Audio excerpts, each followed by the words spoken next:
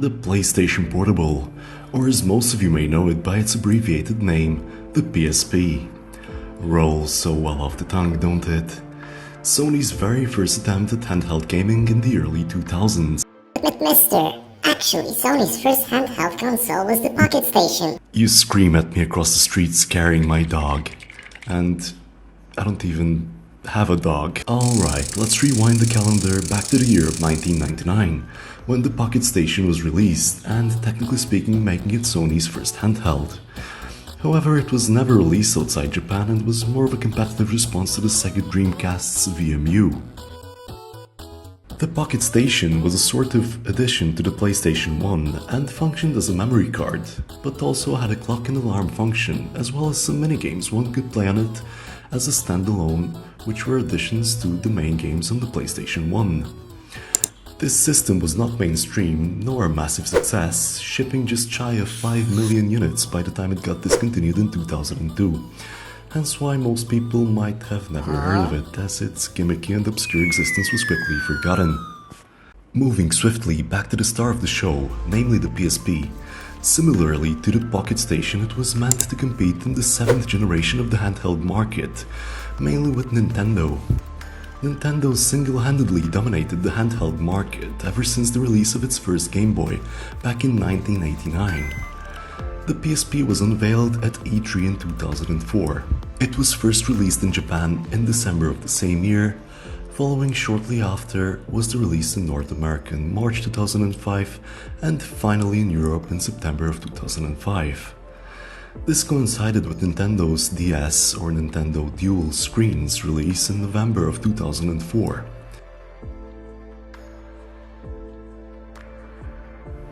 The extent to which the PSP managed to compete with the Nintendo DS was respectable. Let us never speak of it again. Alright, maybe this is a bit of an unfair comparison. It's not fair! You say that so often. I wonder what your basis for comparison is. And I say this as it was Sony's, so to speak, first proper attempt in the handheld market, where they confidently dubbed it as the Walkman of the 21st century. Again, unless one counts the Pocket Station. One should also consider the fact that the Nintendo DS was, and still is, the second best-selling console of all time. In fact, a close runner-up only to the PlayStation 2, which is a home console, thus crowning the DS the best-selling handheld console of all time. Sony's philosophy, however, appeared to be that their main aim was to make the PlayStation Portable as a portable console that could play home console-level AAA titles, equivalent or very close to the graphical capabilities of the PlayStation 2, which was unheard of to this point.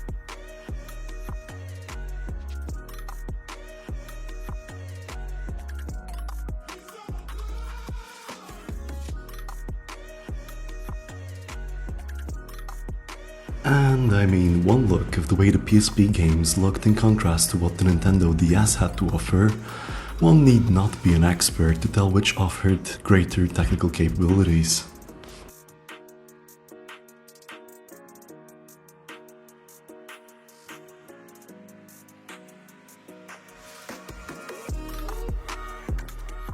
In essence, Sony's idea was pulling off an Exodia on Nintendo by using brute force and very powerful hardware. Unstoppable Exodia! I've assembled all 5 special cards, all 5 pieces of the puzzle!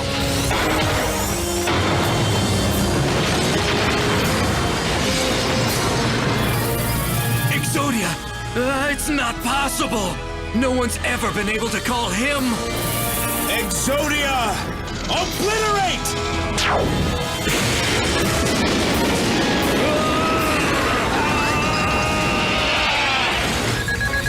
The sales figures speak for how successful Sony's plan was, but all things considered, Sony's attempt can be certainly deemed respectable, as the PSP holds the 4th best handheld selling console of all time spot, and is surpassed only by Nintendo consoles.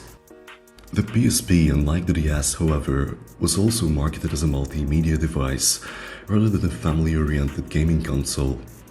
It was more of a gadget with a platform for the serious gamer, rather than something you carry around to have a quick play and put away. This can be confirmed by the amount of 18+ or adult-rated games released for either system. Handheld gaming consoles were a lot more popular back in those years, as there were no smartphones, which would appear to have acquired a large chunk of the handheld market over the years. The PSP in those days could be considered nothing short of being ahead of its time, as the things it could do are quite similar to what smartphones can do nowadays, naturally albeit in a more primitive and less functional fashion. It has become a very recognizable piece of hardware, which came together harmoniously, and one can say became iconic with its unique ergonomic shape, seeping into the early 2000s pop culture, like making appearances in various movies. Found a small patch of it in his backyard. Tanger, you're allowed to move around, eh? I think I know where Tanger is. Oh God, where is he? Am I being followed? Oh. How did he not die?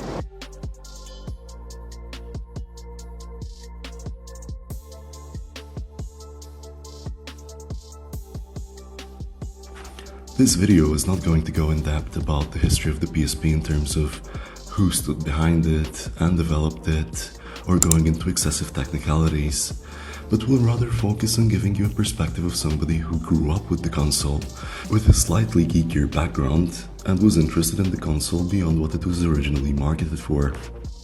This video is segmented into 4 sections with provided timestamps. The first section being based around hardware, with an overview of the components, then moving on to software, exploring the functionality and uses intended by Sony. The third section will delve into the various accessories and their functionality, and the last segment will be based around the usability of a PSP in 2024, alongside unofficial uses enabled by the modding community such as emulation among others.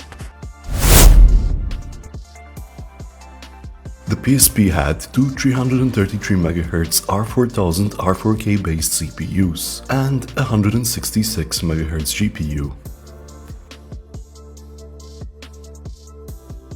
It included most of the PlayStation's regular buttons found in the joysticks at the time, including a directional pad or D-pad, the iconic action buttons triangle, circle, X and square, L1 and R1 shoulder buttons, and an analog knob, not an analog stick. The LCD screen was 4.3 inches in most models, with a resolution of 480 by 272 pixels, which is 130 pixels per inch, with 24-bit color.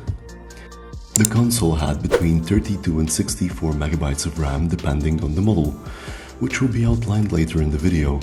It had stereo speakers, for most models again, Wi-Fi capabilities of 802.11b, again for most models, mini USB 2.0, a 3.5mm headphone jack, used a memory stick for storage, which was a Sony proprietary storage format, again for most models, and a UMD or Universal Media Disc Reader, which in typical Sony fashion was a proprietary disc format made just for the PSP, again in most models.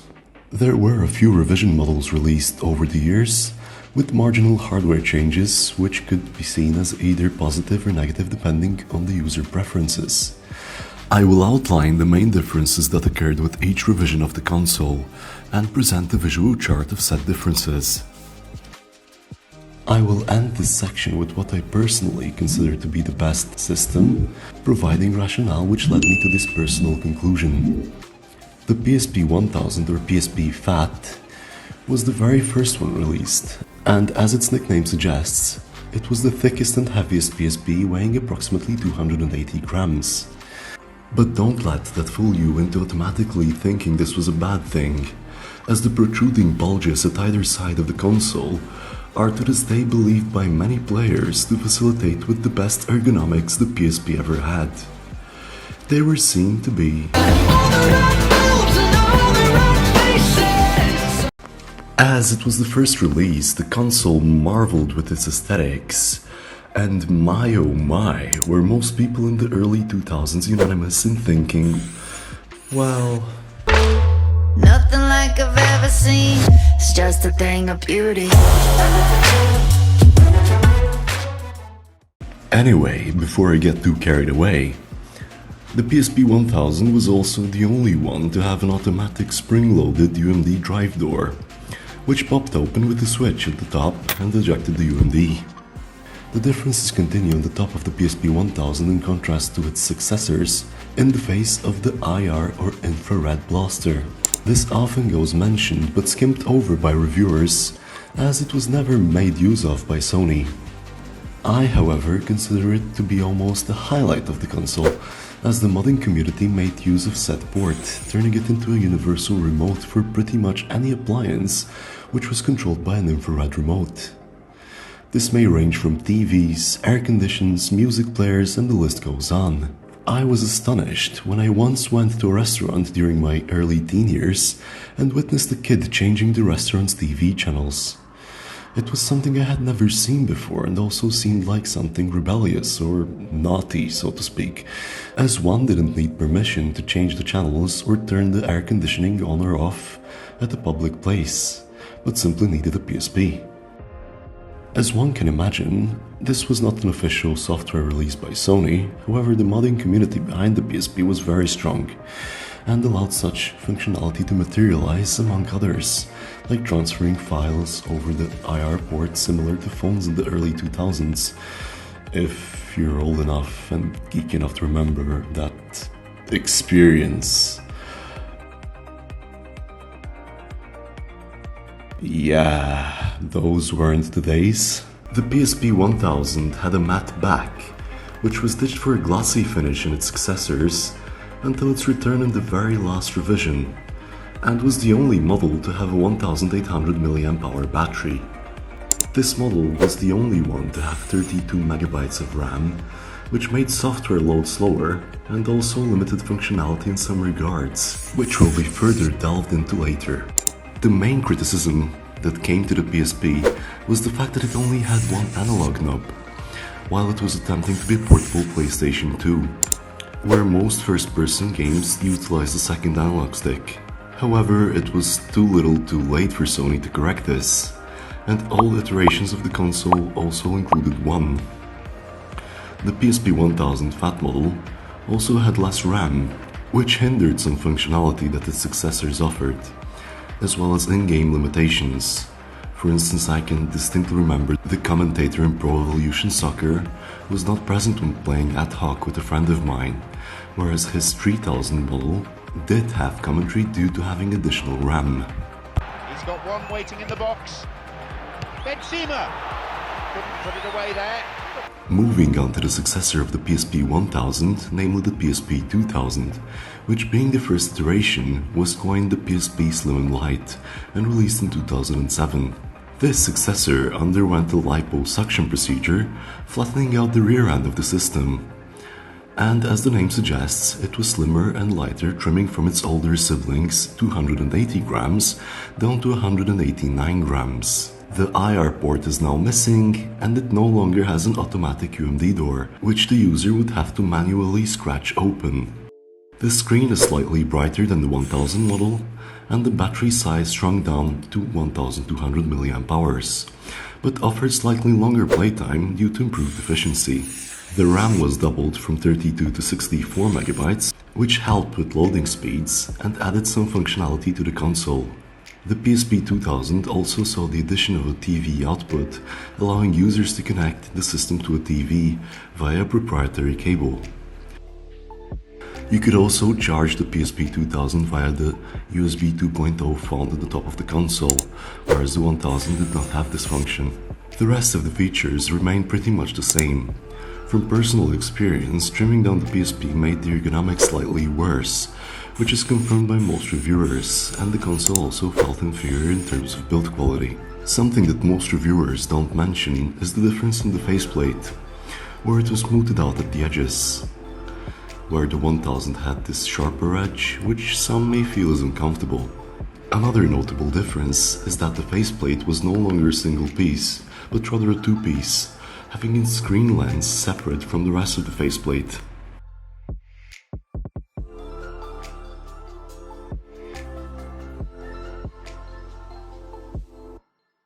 The PSP 3000, released in 2008, and could be considered an incremental upgrade to the PSP 2000, as it simply added a microphone and had a screen marketed to be slightly brighter with an improved color reproduction, reduced screen glare and faster response time.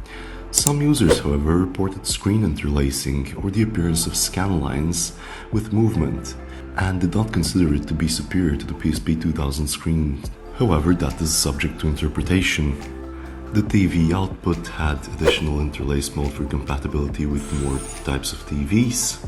There were also minor aesthetic changes like slimming down the metal ring around the PSP logo on the rear of the console, and the home button was replaced with the PlayStation button, which was also more rounded in design. The following year of 2009, the PSP family received a new member, which was probably the most different out of the lot. The iteration to the PSP 3000 was coined the PSP Go, or PSP N1000, which, as the name suggests, had a significantly smaller footprint in contrast to its older siblings. The design was also altered in a slide-out fashion, reminiscent of many phones of the time. This design was received with mixed feelings, as while it naturally became more portable, its ergonomics suffered severely, and many players described it as feeling crammed, where people literally compared it to a cell phone/PSP hybrid. It trimmed down in the weight department too, albeit marginally down to a mere 158 grams. The screen shrunk down to 3.8 inches, however kept the native resolution, which meant that it had an increased pixel density from the 128 pixels per inch in previous models to 145 pixels per inch. The most notable change, however, was probably the one where Sony decided to ditch the UMD drive and go fully digital. On one hand, it may appear as a good strategy, as physically spinning and reading a UMD required more energy, as there are moving mechanical parts, not to mention notably slower loading speeds. And opening the subject of UMDs, I mean, not only were UMDs quite slow, but they also sounded, well, kind of like a couple of mating rodents.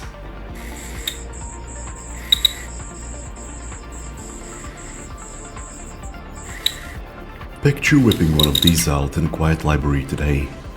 You surely won't suffer from lack of attention if you did prior to this by the amount of concerned looks you'd have on you.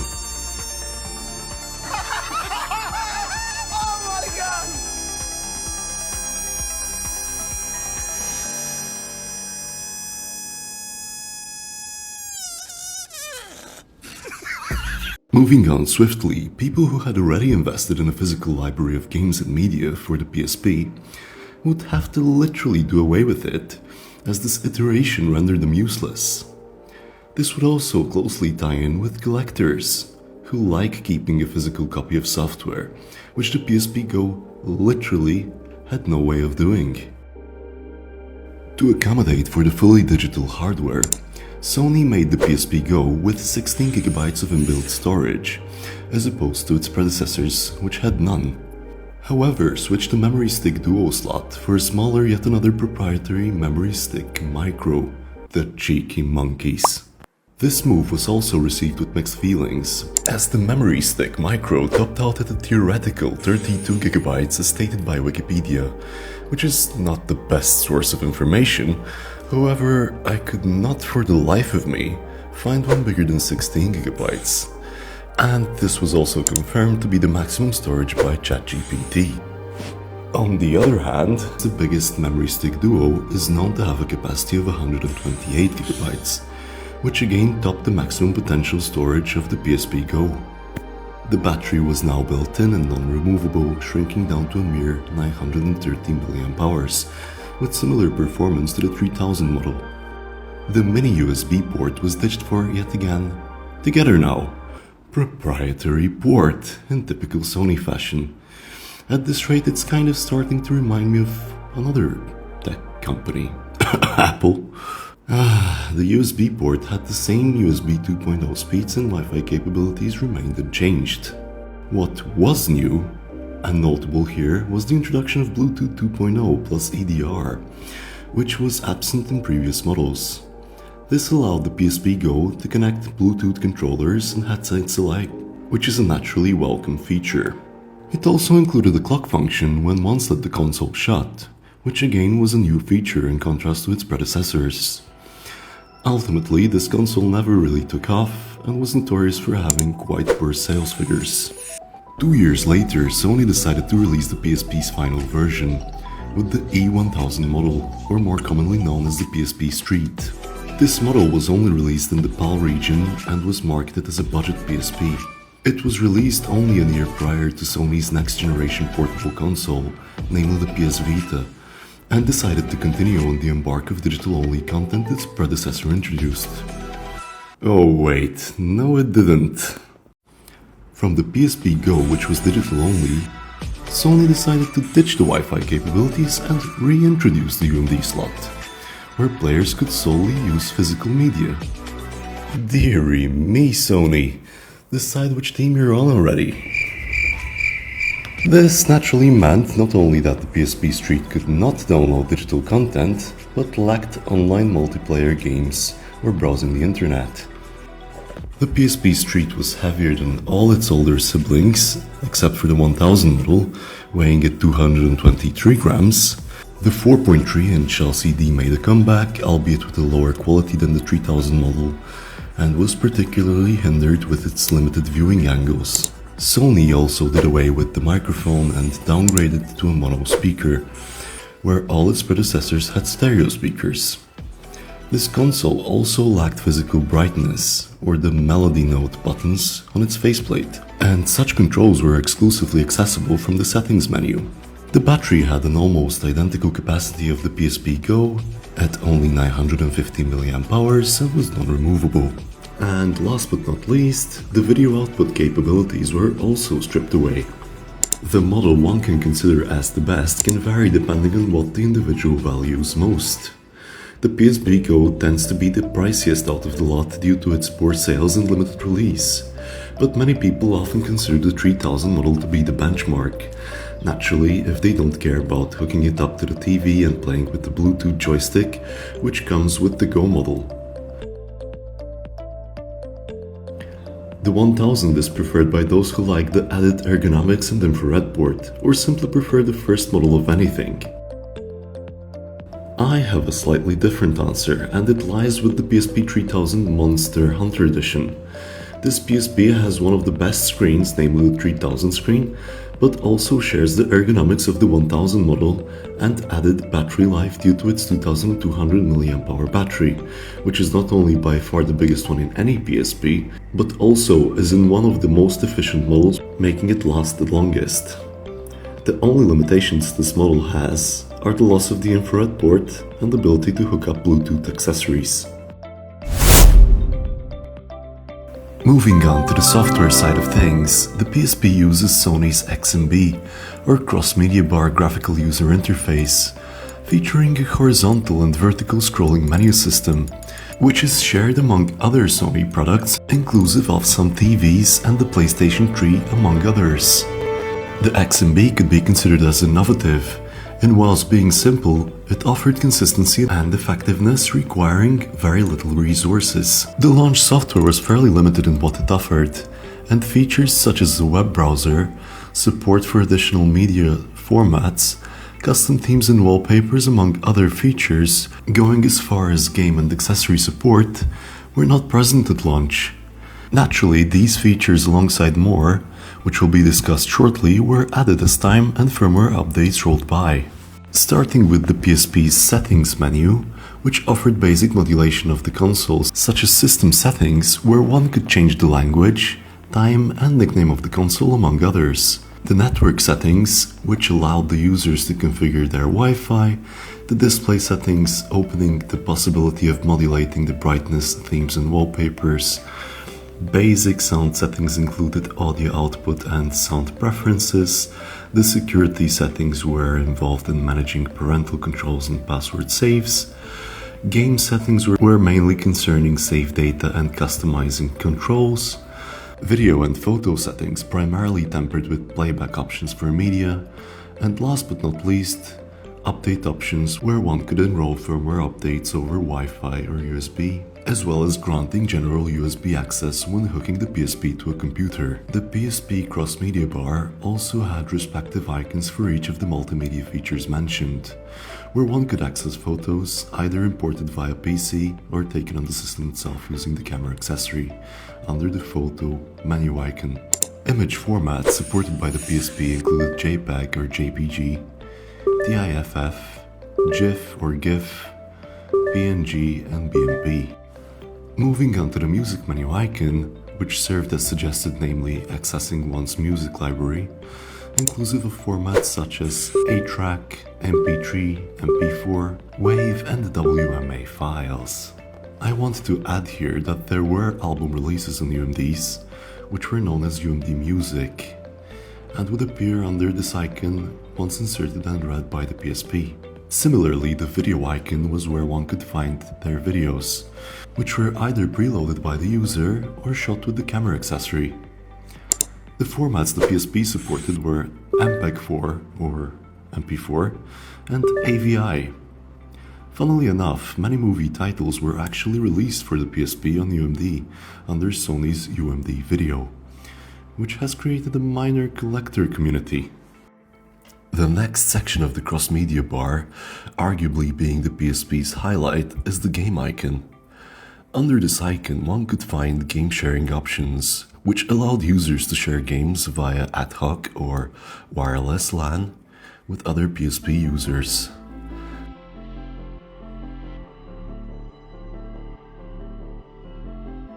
This icon also included a route to the memory stick, where users could install games from the PlayStation Store, which as of July 2021 is no longer accessible on the PlayStation Portable.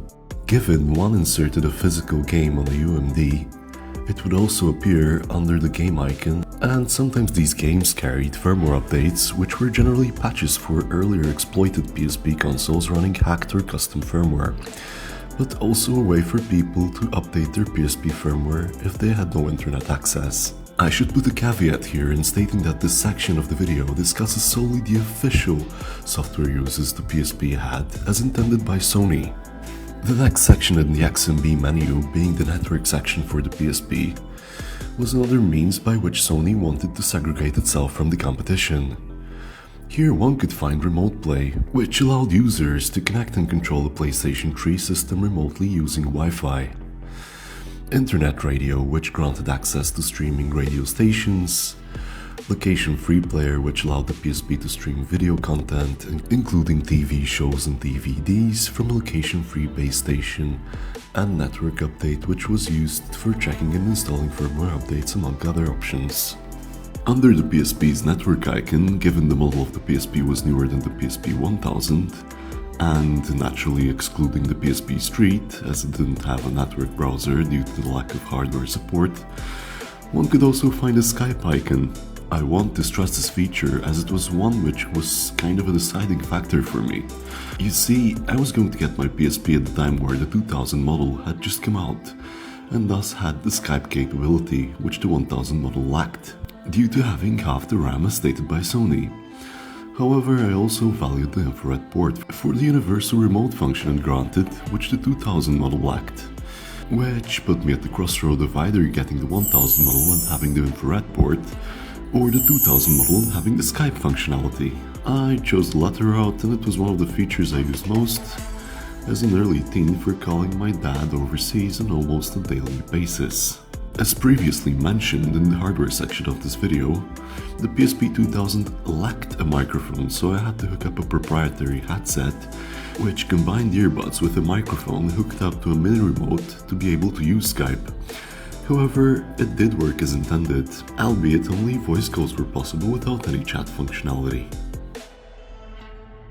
Another highlight feature, which was seen as innovative when the PSP released, was the integrated web browser, which was built on the browser engine NetFront, an engine lightweight in nature and designed for portable devices. One could use the analog knob to navigate the cursor pointer, much like a mouse, alongside the D-pad, and the text input was made possible using the on-screen keyboard. The browser had the basic features one would expect, such as front, back, and a homepage button, as well as refresh, tools, and even bookmarks. Supported were basic HTML 4.01, XHTML 1.0, CSS, JavaScript, albeit many concurrent scripts are incompatible, cookies, and images in the formats mentioned earlier. Shortcomings with the PSP browser included the limitation to Flash 6 support, inability to handle multimedia content such as HTML5 video or audio. The PSP's limited RAM meant it struggled with memory-intensive websites, as well as an ability to have tabs, but rather up to 3 windows, which users would have to manually switch between. The speed was also rather slow, and it had limited encryption support for HTTPS due to outdated SSL/TLC protocols. Some of the accessories made for the PSP most people would expect by default, as they do for any portable device, such as various cases, pouches, screen protectors and cleaning kits, lanyards, and the list goes on.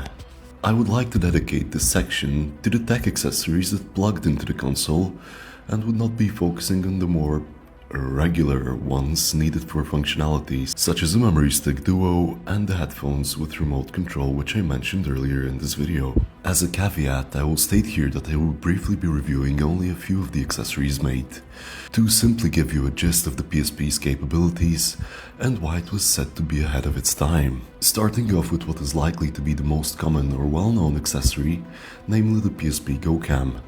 The GoCam was released in Japan in 2006 and featured a 1.3 megapixel resolution of 1280 by 960 and could shoot videos of up to 480 by 272 pixels at 30 frames per second, which is the PSP's native screen resolution. The 1.3 megapixel sensor was in line with what entry to mid-range phones of the time had to offer, which most commonly ranged from 0.3 megapixels or VGA resolution to 3.2 megapixels, back when megapixels actually meant something.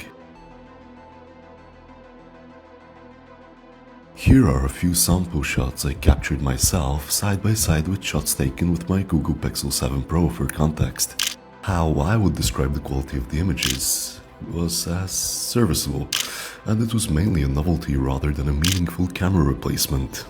Now, these side-by-side shots aren't meant to show how crap the PSP GoCam is, but rather to appreciate how far mobile camera technology has come. Albeit the Google Pixel 7 Pro is a yesteryear device, it still highlights this progress very clearly.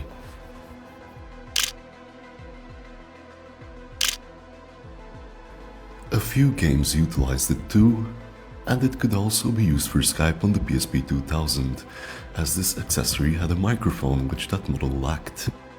An example of a game showcasing the use of the PSP GoCam was Invisimals, in a sort of augmented reality fashion which was popularized later by consoles such as the Nintendo 3DS.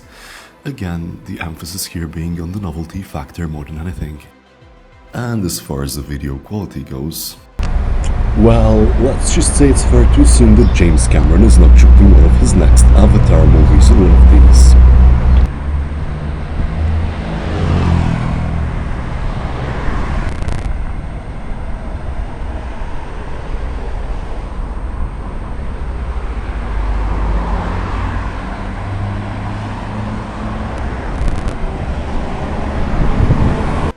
Moving on to another accessory released for the system in the face of the GPS receiver, also known as Go Explore, which enabled GPS functionality.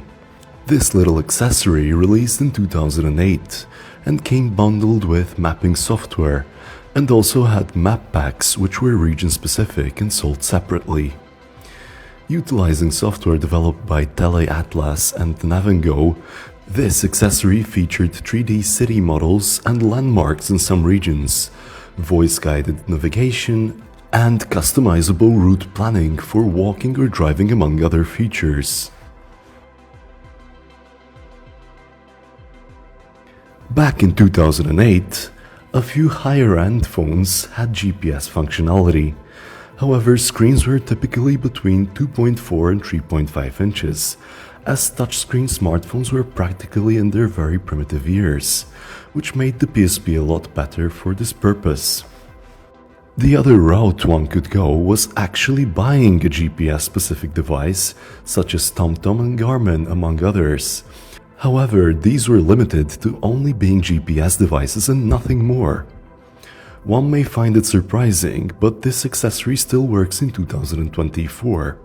Yes, the maps are about a decade and a half old at this stage, but the fact this accessory doesn't require internet access may still prove it useful in some scenarios, given roads have not changed all that much for the set period of time. A few games like Metal Gear Solid Portable Ops Plus and Hot Shots Golf, among others, made use of this accessory, albeit it was more side content to enhance gameplay rather than a main feature, like the GoCam was in Invisimals. The third and last accessory I shall go into, unless you want to be watching this video till dawn for some reason, was the PSP 1seg receiver.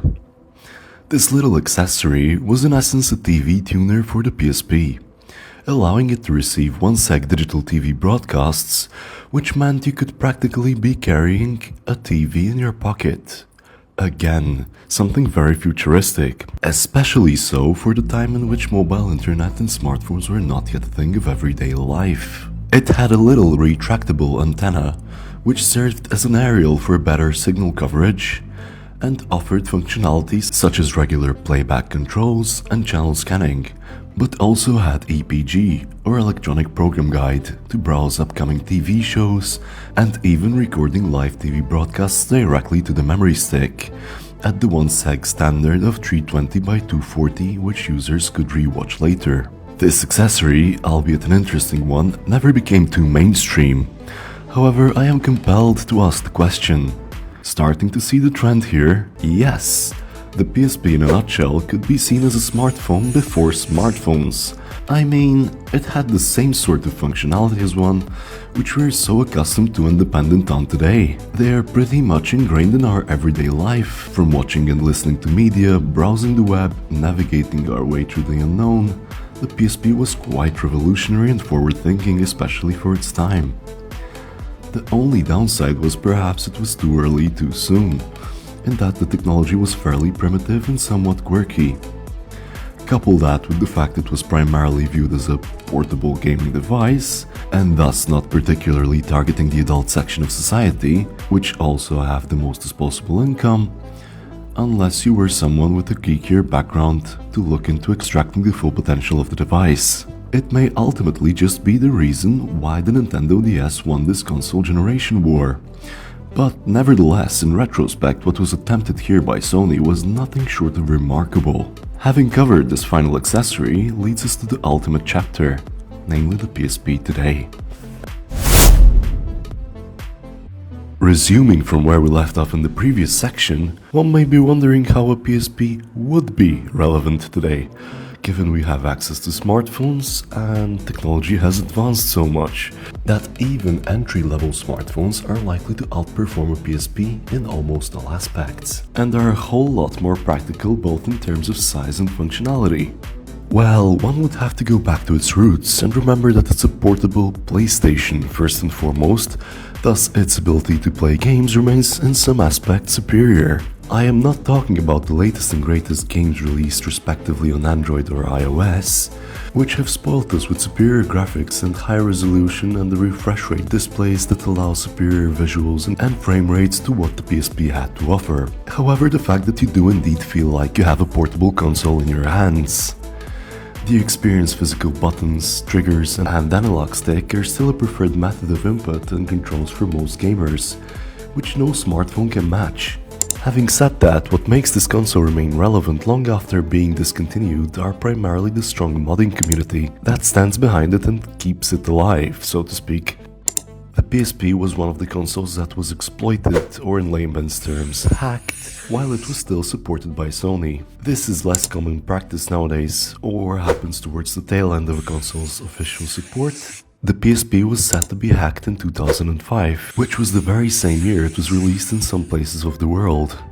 Sony did try to combat this by releasing multiple patches and software updates, however the modding community usually didn't take long before finding an alternate way of hacking it.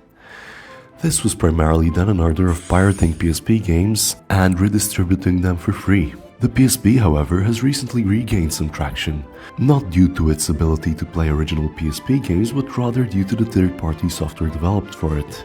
Although, having said that, the PSP does indeed have an abundance of official titles released, which have solidified themselves as bestsellers and AAA titles represented through sales, cultural impact, and platform association. A few honorable mentions are some of the Grand Theft Auto releases for the system, like Vice City Stories and Liberty City Stories, both open-world games which could be considered of home console standard. These in fact did eventually get ported to the PlayStation 2. Other releases included the God of War series, which was an action-adventure hack-and-slash mythological fantasy game, Metal Gear Solid series, comprising of a blend of stealth action, third-person shooter and also a tactical espionage, Monster Hunter, being an action role-playing game more commonly known as an RPG,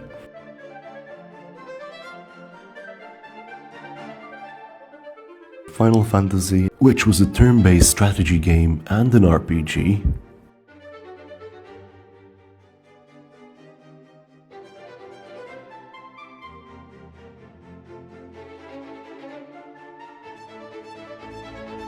and the Gran Turismo series, being a racing simulation game among many others.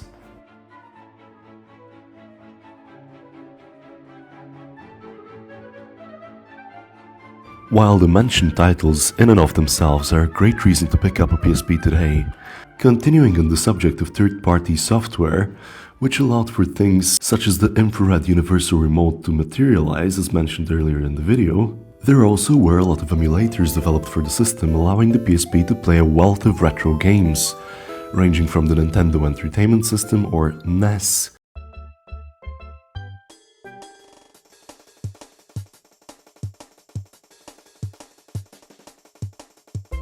Super Nintendo Entertainment System or SNES,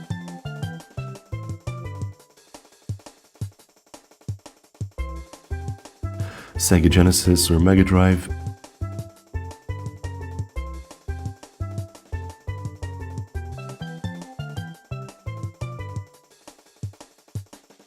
Game Boy all the way through Game Boy Advance,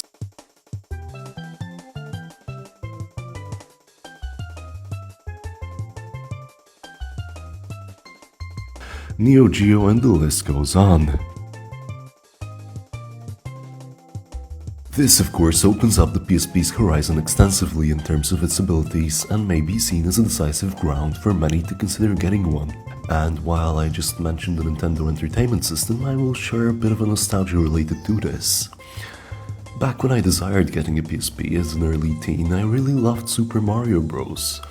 As a Slavic kid who didn't grow up in royalty, I possessed what we refer to as a Famiclone, which is a hardware clone or imitation of Nintendo's family computer, or Famicom, known outside Japan as the Nintendo Entertainment System, or NES that I just mentioned. That's when I thought to myself, if the PSP could play games such as Metal Gear Solid and Grand Theft Auto Vice City Stories, surely it could handle and play Super Mario Bros., right? Well, while on a technical level I was indeed correct, the PSP has ample of power under the hood to run 8-bit games such as Super Mario Bros. What I failed to realize back then was that Super Mario was a Nintendo game, whereas the PSP was a Sony console, which were not only different platforms but rivaling companies too. Humorous, wasn't I? Just goes on to show how naive I was to consider that I was simply going to get the PSP and would also be able to play the old school NES games that I had grown up with. Well, this indeed materialized through eventual exploits and emulators created for the PSP, as I mentioned earlier. It was not the case back around 2007 when I got my mom to get my very first PSP. We can take this even one step further by adding the homebrew games. Homebrew games are developed by hobbyists or independent programmers for proprietary gaming consoles that are typically close to unauthorized software development. These games are created without the official approval or support of the manufacturer. Some of these include porting games such as Doom, Quake, Wolfenstein 3D, and the emulators I mentioned earlier. Soft modding or software modding a PSP also allowed for other things like overclocking the processor, which improved loading speeds, and in some cases game performance too. Naturally, this begs the question whether or not the PSP is worth getting in 2025, as there are many relatively cheap handhelds from companies such as Ambernick, Retroid Pocket and Powkitty, which are designed from the ground up to be emulation handheld consoles, often offering better displays, sound and control setups. The answer to this question would naturally depend on what the user is seeking, as all of the mentioned companies are Chinese and relatively cheap, and also usually suffer to emulate PSP games properly.